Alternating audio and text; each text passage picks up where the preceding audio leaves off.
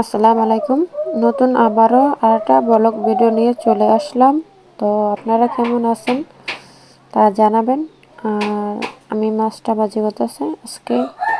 আজকের রেসিপি মাছ দিয়ে টমেটো আর আলু দিয়ে রান্না করব মাছটা দিয়ে। তো আমার মাছ ভাজা প্রায় শেষ। তারপর আমি তরকারির ভিতরে যত মশলা আছে যা যা আছে তা দিয়ে কষানো শেষ। তারপর আলু দিয়ে আলুকে মানে সিদ্ধ করে নিব। তো তো দেখতেছেন আমার আলুটা আমি কষানোর ভিতরে ছাইড়া দিছি। তো আলুটা সিদ্ধ হইতে হবে। তো আমি মশলাটা ভালো মতো আলুটার ভিতরে কষানোর জন্য বা আলুটার ভিতরে মিশানোর জন্য আমি বালা কইরা নাড়াচাড়া করে রাখছি। তারপর আমি অফ ক্যামেরা বাদ বাকি কাজ আমি অফ ক্যামেরা করে নেব। তো দেখতেছেন আমার আলুটা প্রায় হওয়া শেষ, মানে সিদ্ধ হওয়া শেষ। অনেকটা বাকি আছে। তো আমি আলুটা সিদ্ধ করে নিছি, কেননা টমেটো আর আলু একসাথে দিলে আলুটা সিদ্ধ হয় না। তার জন্য আমি আলুটা আগে কষিয়ে ভালো মতো সিদ্ধ করে নিছি।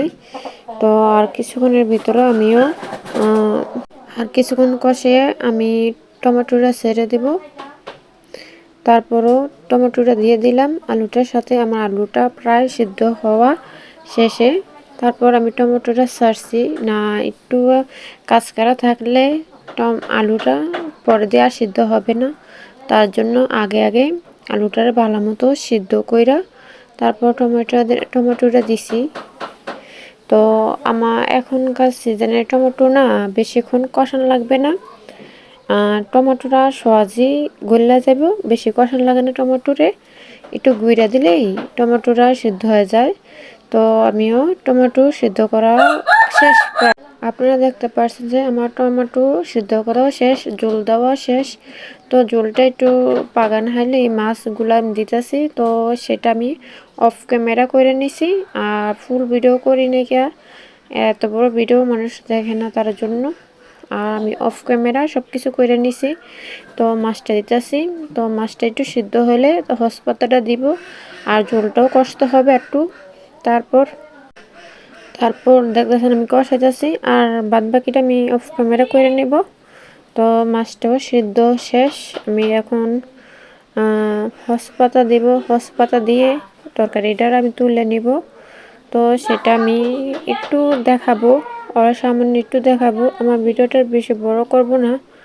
তো দেখতে পাচ্ছেন আমার ঝোলের কষানো শেষ, মাছটাও সিদ্ধ করাও শেষ। আমি ধনিয়া পাতা দিয়ে দিলাম, তরকারিটা ধনিয়া পাতা ছেড়ে দিলাম। ধনিয়া পাতা দিয়ে কতক্ষণ লাড়াচাড়া করলে তারপর ধনিয়া পাতা একটু হইতে হবে।